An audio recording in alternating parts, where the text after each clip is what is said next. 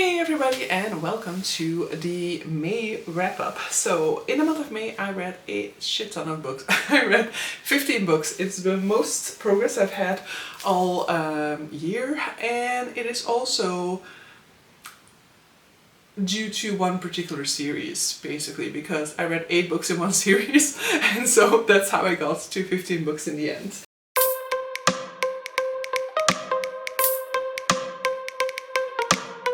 But let's just dive in with the first thing that I read, which is not totally chronologically, but I did start my month with that particular series. So let's just go into that, and I'm going to talk about those 8 books as one whole. Obviously, I'm just going to talk about the concept-wise, I'm just going to talk about the first one. I'll give some light indications into like the direction of the later books, but nothing that contains any type of spoilers. But so basically, at the end of the Magical Readathon, one of the final prompts that I had to get to was a reread, and I was like, oh, a reread. It was like the final night of Magical Readathon, so I was like, I need a reread, and I need a reread that I can like quickly go through, you know, like in a few hours, because it was already evening on the final day.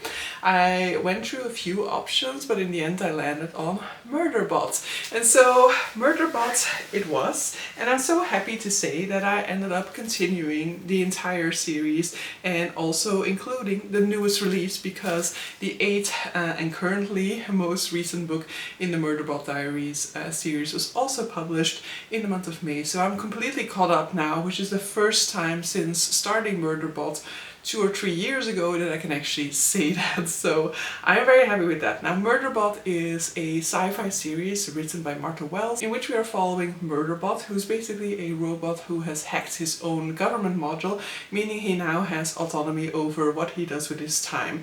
And he has decided that what he wants to do with his time is basically just spend his time watching media. So the only way that he's, like the most reasonable way that he sees that he'll be able to continue doing so is by continuing to perform the jobs that the humans set out for him, doing them to capacity so that the humans don't suspect him of not having his government module anymore, but using all of his spare time to just indulge in media. Now, he is sent out on a mission in the first book with a new crew, and that crew is basically on a planet trying to figure out if they want to invest into this planet so that they can use its resources when they are attacked by something, when they are attacked by a monster and Murderbot has to save them.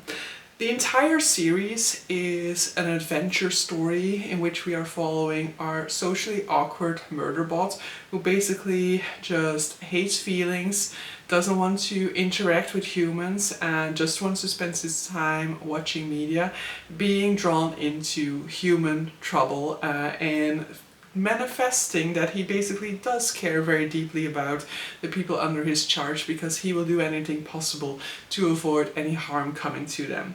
In that regard, it is definitely cozy sci-fi. It is wholesome to see Murderbot and his growth throughout the series, but there are also new additions coming within later books within the installment, in which we add new characters that are introducing new dynamics into Murderbot's life.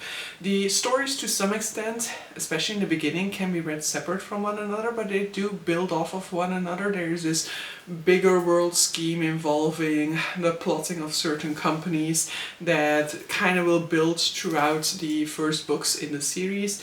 And definitely when it comes to the relationships, many of the characters that you meet in the first few books will be coming back, even if, for example, the characters we meet in the first book aren't there in the second book. We will go back to most of the characters that were introduced to this way within the first few books of the series.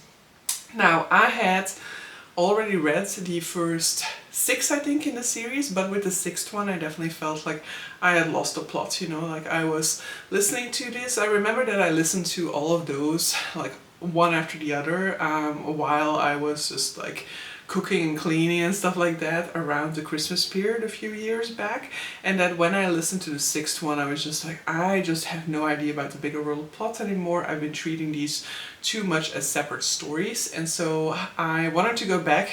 I listened to the first 4 again last year when I was on holiday with a friend, because the Dutch ones were available up until the 4th one. And so now I have listened to all of them. I definitely enjoy Murderbot a lot. I still think it's a fun series. I have also really enjoyed the adaptation of the first book within the, I think it's an Apple series, or is it an Amazon series? Yeah, it's on Prime, I think. No, it was on Apple TV, so it's an Apple series with Alexander Skarsgård, so I really enjoyed that as well. And so yes, I will continue enjoying my Murderbot experience, and so now I'm just happy that I'm also finally caught up, because this was sort of like one of those things that for a very long time has been haunting me, of like, I need to continue, I need to get further in, because now I've reread the first 4, so I need to continue and finally get to the rest. And so finally this time I just ended up rereading them all again, and so that's how we are now, finally caught up, because those first 4 I think I reread in the first day of the month, for example. So we were definitely off with a bang at the beginning of the month of May. This really very much spurred me into a very productive reading month in terms of the pages. And so actually, even when I check my statistics, it is actually even like chronologically, I just finished all 8 Murderbots, and only then did I finish anything else within this month. And actually what really worked for me this month is spontaneity. I definitely went into this month feeling like I need to get back to my intention for this year in terms of reading, and that was reading spontaneously, making my choices in the moment, and not letting myself be distracted too much by things like, oh, but I should be reading this, you know, like I should be reading this in order to finish that challenge. I should be reading this because it's the final book, like the oldest book on my TBR. Which is not to say that I didn't read the oldest book on my TBR this month, because that will be coming up, but I allowed myself, like I feel like I didn't allow that to factor in too much in those choices. That, you know, when I made those choices, I was happy to be making those choices, and that it wasn't just purely out of a sense of guilt for those books still lingering on there and feeling like it really was time to get to them. So the next thing that I picked up was another really spontaneous one, and this one actually does have to do with a challenge, because I am definitely also throughout the month of May and in continuing into the month of June looking at Herkiet and what I can still get done. I'm not looking at it like religiously, as in like, okay, you need to step it up because otherwise you're not going to be finishing it, but definitely when it comes to picking up a book, I am kind of keeping in mind, like, could this count for a Herkiet challenge, and that can kind of color in my choices, but I'm definitely at peace with the amount of influence it has on my decisions. So the next book that I read was Cursed Cocktails by S.L. Rowland, which I read for the Herkiet challenge of reading a Q's recommendation, and this book just sounded like something really fun. It was also a very short audiobook that I could listen to on the commute, and so it fit many factors of what I was looking for in any case. And so this is a novella in which you could basically see as, you know, like, what is it called? Legends and Lattes a few years back. It's very much in this genre. So we're looking at a soldier who is retired from the position he held up in the north, where he was fighting off like these big dangers to society.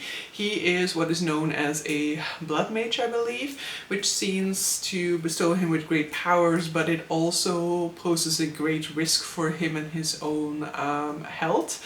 He is going south now in order to retire there, because hopefully going south and changing climates will help him with his health situation, will help him with the pain that he feels from his magic. And he is going south, and he's traveling along with the notebook that he has of all the cocktails that his father used to collect along his journeys. And so the idea starts to grow within his mind that he could potentially open up a bar in which he will be presenting cocktails to the general public. And he starts off in this endeavor along with a bartender who he meets along the way, a bartender who is not given as much liberty when it comes to his cocktail explorations as he would like to. And so these two team up to start their own business in what is known as a haunted property. So I enjoyed this one a lot. It was wholesome, fun. I enjoyed the cocktail content. I made a cocktail inspired by this book, which I have a short for that. And so yes, I had a really good time with this one. It is a cozy fantasy. It is nothing massive in terms of theming, plotting, whatever, but it's just really fun and wholesome. So if this is something that you are, like craving at this point in time, then I think that this is a perfect short little read for you to fill those feelings with. From something short and wholesome to something big and epic. So I read The Raven Scholar by Antonia Hodgson, and this was a book that I have had really been craving to pick up throughout the month. I have had it on my shelves for a while. I think since December. I think I got this one. Yeah, I got this one in Waterstones at the end of December when I went to London for the day.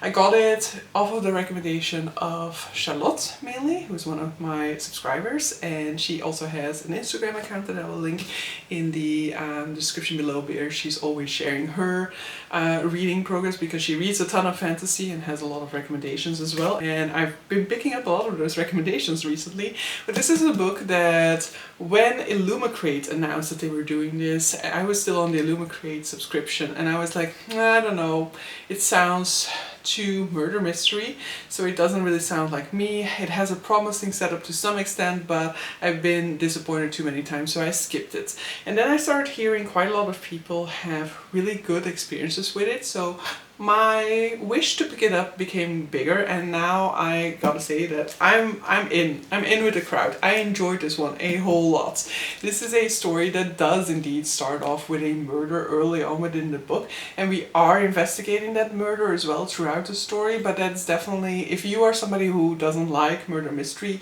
then this is not the main plot point of this book, and there's so much more for you to pick up upon and gravitate towards and enjoy yourself with than the murder mystery plot. So in this book we're basically following a competition for the crown, because the current ruler of this kingdom, empire, not even sure, he basically is about to come to the end of his term, because at some point within the history of this world, about 1,000 years ago maybe even, there was a rule kind of set up that a ruler could only rule for 24 years, and then it would be time to hand over the crown to the next person, and that would happen through a competition in which one representative from each of the factions of this world would take part in order to end up with the most adequate, most competent ruler on top. Our protagonist is not part of the competition. She does have a really good relationship with the current emperor. However, when the Raven competitor basically ends up being murdered early on within the book, she will take her place as the competitor for the Raven monastery. Two of her fellow competitors are people that she has a certain relationship with. One of them used to be her best friend. However, their relationship went sour when she was ordered to sign an exile order for somebody, and she decided to do so because in her opinion it didn't really matter if she rejected to do so, because somebody else would still be doing it, so she might as well be the one to do it rather than risk her career and her standing by openly defying this order when it wouldn't even help save that girl. And the other competitor that she has certain feelings about is the brother to the person that she put into exile, because the brother is basically somebody who saved his own neck, and as a consequence his sister ended up going into exile. Now, this I really enjoyed. First of all, I really enjoyed just the whole competition part of it. I enjoyed seeing her and her ex-best friend and the sort of like toxic relationship between the two, in the sense of like it's toxic because of all this resentment that lingers between them and that is openly discussed as well at times throughout this book, but at the same time you kind of see how, you know, they really care for one another, they really know one another very well, and so you're just rooting for them to re-establish that friendship and relationship, actually, because it wasn't just he wasn't just her best friend at that time. And another thing that I definitely thought was very strong within this one is that whole story of the exile of the sister of what is basically the tiger contestant within this story.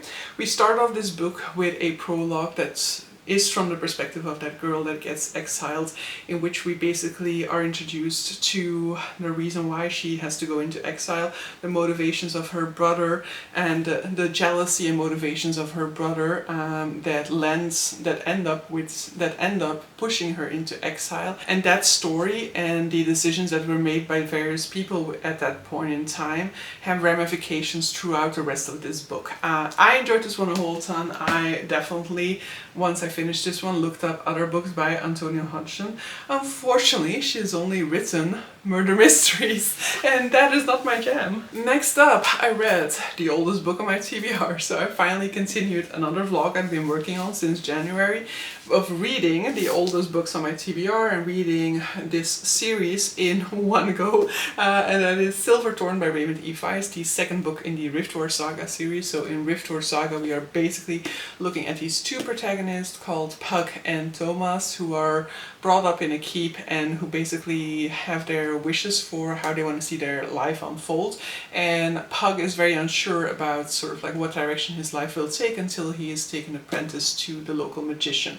This series has to do, a lot of the first book also goes into a conflict with another parallel world and a rift that is bridged between the two, so that people from that other world start to invade the world of our protagonists. Now, I enjoyed Silverthorn so much more than any other book within the series, I gotta say, because this one just focused a lot more on characters that I enjoy way more, because with this book it definitely became clear to me that I don't really care all that much about the story of Pug or Thomas, or the bigger world's story about these two different worlds and their relationships to one another and the invasions and wars and blah blah blah blah blah. That's I don't care about apparently, but I do care about Jimmy the Hand and about Aruta, and these two characters play a much bigger role within this one, because basically this whole second book is mainly a sort of like side quest that they're thrown into that will teach them certain things that are important for the third book. But I enjoyed the side quest a whole lot, and whenever towards the second half of this book we start to dive more into the overarching plot and start to bring Pug and Thomas back into the story, for example, I was like, no, that's not what I'm here for. I want more Jimmy the Hand especially, and more of this story and this sort of like small plot versus the bigger plot that is playing throughout the series. So yeah, I enjoyed this one more than I enjoyed the others. I have also since read the third book, A Darkness at Sethanon, which was a disappointment for me because of those reasons. I loved the storylines of Jimmy the Hand and Aruta, so also within the third one, when we get to look at their stories, that's when I had the best time with this book. But when it went too much in the overarching story into Pug and Thomas's actions, then I was just like, I'm just not here for this, okay? Next up, another spontaneous pick, because this book arrived on my doorstep and I was like, you know what, I actually think I just want to pick it up straight away, and that is The Girl with a Thousand Faces by Sunyi Dean. This is the broken binding edition, but it is the reversed dust jacket. I am not putting on the other one, I prefer this particular version of it.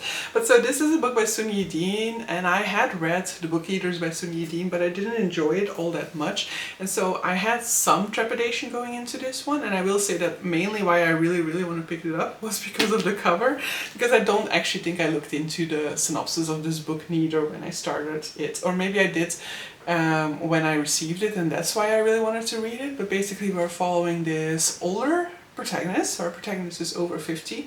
She is living in Hong Kong and she's working as basically a spirit guide, let's say it, because there are a lot of dead spirits wandering around in the city of Hong Kong because of the past turmoils that come from the Japanese invasion of China. So a lot of those spirits are angry and are incapable of coming to rest, and she has a knack for speaking to the spirits, and so she uses that in order to help guide them to the other side. And if that means that they need to unleash some of their anger on people who rightfully deserve so, then she's more than eager to see that done. Now, she ended up in Hong Kong after she was rescued in the sea at some point in time, and she doesn't really have any memories of her time before that. She knows that she was on some sort of an island, but she has no memories of the island itself or of what happened there, except for that apparently something really bad happens there, And somewhere early on in the book there's also this stranger who addresses her about her time on the island. And so the story will be told through different timelines. We'll be looking at her present time in Hong Kong, and then we'll also be traveling back to her earlier childhood and find out what actually happened over at the islands. Now, I really enjoyed this one a whole lot, and this one has a mid-book reveal that is really nice. And that reveal kind of made me really excited for it, and unfortunately I didn't get that same sort of like buzz towards the end of it anymore. I feel like that mid-book reveal was really good, but I would have needed something at the end of the book to also create that sort of same level of excitement. And so in the end I gave it somewhere in the 4 stars, just because my highlight in the book comes like midway through. This is a book that is very much dealing with generational trauma. As I indicated, that we have all this resentment in the ghost population of Hong Kong about the events that took place during the Japanese occupation of China, and these ghosts, they are still lingering around, and the anger that they feel isn't necessarily anger that is only directed at the Japanese population. It is anger that needs release on whoever is there at the moment, and so on whoever is there at the moment. And then when it comes to the storyline with our protagonist and what happened on the islands, a lot of that also seems to do a lot of that also has to do with injustices of the past coming back with ramifications for future generations. And yeah, I really enjoyed this one a whole lot. I thought it was very interesting of a read, and so next Sunyi Dean book that comes out, I will definitely still be giving it a go, because we're now 50-50. One book that I thought had great potential but didn't enjoy that much, and the other one that I really enjoyed a whole ton. So yes, I will definitely be keeping an eye out for more works by this author in the future. Next up, I finished I, Robot by Isaac Asimov. I needed a book with Jewish representation, so in this case it is the author who is Jewish. There is no real Jewish representation within the book itself that I know of. Who knows, one of these human characters might be Jewish, but basically this is a story that is very much at the foundation of a lot of the media portrayals of what a robot is. So the sort of like the sort of idea that Murderbot plays with by breaking the rules of what a robot can and cannot do, those rules are basically kind of established within the book within I, Robot by Isaac Asimov. In principle, this can be seen as a collection of short stories that are kind of tied together through an interview. So we have somebody who's interviewing a woman who's basically at the foundation of robot science within the US. She is a robot psychologist, and she was there for many of the big breakthroughs in robot science. Now she will be talking about some of the more like standout stories from her career, some of the highlights and low points, some of the challenges when it comes to robots engineering. And most of these stories have in common that they are about the 3 laws of robotics and how the behavior, the erratic behavior of certain robots can be explained through these particular laws, which is that, you know, they cannot harm a human or cannot see harm happen to a human, that they must obey humans, and that they must protect themselves from harm. And that is also like the order. So the first one, that they cannot harm a person or cannot see harm done to the person, is the strongest one. The obeying one is like a little bit less strong. And then the self-protection is the least strong, meaning that if they have to allow for damage to come to themselves in order to save a human, then that is what will be done, because the first law is like the strongest law and they cannot disobey it. And so I really enjoyed this story actually, because I was just assuming that, you know, I might actually find it to be boring or just like, you know, like very outdated, in the sense that it is like quite old sci-fi story. So I thought it would maybe be a little bit too simplistic in terms of its storytelling, because I do find with older fantasy that older fantasy is so focused on the story that a lot of nuance is missed. But I think older sci-fi is a little bit more interesting in that regard, because sci-fi always has had a little bit at its center this sort of like experimentation with what is possible and with concepts rather than with an actual story. And so I actually think I enjoy classic sci-fi more than I enjoy classic fantasy, because they just have a very different sort of focus. I feel like they've grown more towards one another over the decades, but the starting point for sci-fi to me is much more interesting than the starting point for fantasy, is where I feel like fantasy, while, don't get me wrong, there's a lot of like thematics explored throughout early fantasy as well, I feel like fantasy was kind of invented as an escape, where sci-fi is invented as a sort of like thought experimentation or something like that. But so yes, I finished I, Robot, really enjoyed it, would highly recommend. I definitely think it's really interesting to see. It can be a little bit repetitive after a while, of course, because most of these stories are about like, okay, something weird happened and let's use the 3 laws of robotics to try and understand where this behavior came from. So it's not necessarily the most riveting of content, but I definitely thought it was quite interesting.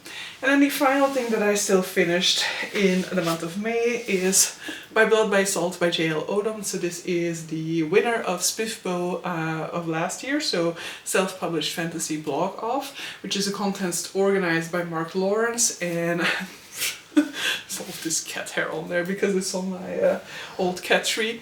I enjoyed this one, but I also struggled with it to some extent. But the struggle with it is mainly my focus, and it's one of those books that I have on occasion where I just cannot get through a ton of pages in it in one go. Like, if I read a chapter, I would always need a break, basically, when it came to this book. And I have in the past always wondered whether I should just always take that as a sign that I'm not actually enjoying the book that much. But I do think I really enjoyed this one. And when I finished, I immediately bought the sequel. Part of that out of a, like, yeah, I'm not rereading this in order to get into the second book. But clearly I did also think that this book was well worth my time, enough worth my time that I wanted to go into the sequel, which is actually much bigger than this first book was. So By Blood, by Salt is an indie fantasy, no, self-published fantasy, in which we are basically exploring colonial relationships, it seems like. Our protagonist is a soldier within the army, a soldier who is part of the local population who was basically suppressed and slaughtered by the colonizers. They hold a festival every year celebrating this victory over the local population and slaughtering some of the criminals that they've apprehended of that population over the past year. Now, our protagonist is a Mashevi, he is called, so that is this local population. He is part of this colonizer's army, and that means that he should try and keep a low profile because he has to deal with all of the prejudice and the resentment of the colonizers who look down upon him and have very clear opinions about his role and how much space he should be taking up. However, he is also a natural leader. He's also just very good at being an officer, and his captain actually recognizes them and recognizes that, and throughout the years has given him more and more responsibilities. And while his rank doesn't necessarily reflect that, he is actually kind of the second in command within his army. And his position becomes quite precarious when this particular army patrol is kind of hired by the let's say Crown Prince and his advisor to go on a mission to the desert to try and find one of the local inhabitants there who are rumored to be these devils that are protected by the demons and who are immortal. And so they have to travel to those lands, try and find one of these devils and bring them back. And basically what the advisor and the Crown Prince are trying to do is they're trying to bolster the Crown Prince's reputation in order to try and overthrow the Emperor. So this is very much a military fantasy that will spend a lot of its time on like dodgy interactions, as in like cutting edge interactions. Everybody is walking a tightrope in terms of how much space they are claiming, how much space they are willing to claim. This crown prince and his advisor are like the top of the hierarchy to some extent, but they don't really have much of experience when it comes to leading military personnel. They don't have much of the strategy that is involved, so they do have to look to the leadership of the military group in order to kind of follow along, make it seem like they are running the shots, but they also kind of have to go along with what the army is doing, and they also know that, you know, they are trying to overthrow a king, which is not really something that they're outwardly proclaiming, of course, but they cannot really go in too much against the established hierarchies within this army group, because they do need them eventually. So I really enjoyed kind of that tightrope walk between the different characters that we are seeing within this book, and that becomes even more complicated when we introduce the devil into this story, because this character is also a character that is very enigmatic. We don't really find out too much about them, and that is a character who will be testing the boundaries of these loyalties and these relationships between these different parties. So I did really enjoy it, and I'm happy I read it, and I've since acquired the sequel to that, which is even 200 pages longer, but I'm hoping to pick that one up sooner rather than later as well. But so yeah, with that, we've gone through everything that I read in the month of May. I had a really good reading month. I will have the statistics over here on the screen. And even though I think I added 4 books into this month, I have reduced TBR by 2, I think, if I'm correctly counting. I have a little bit of a difficulty there when it comes to, I think I, in my mind, ended up on 25 at the end of the month, but then I also actually bought an ebook that I should have counted, so maybe I was only at 26, and so maybe I didn't make quite as much progress after all, but we made progress. Okay, that's the main thing, and let's keep on making small progresses throughout the months in order to hopefully at some point get under 20 again. That would be very nice, okay? Getting back under 20 is sort of like what I've got my sights set on at this point in time. But so yeah, I hope you guys enjoyed this video, and see you guys for the next one. Bye!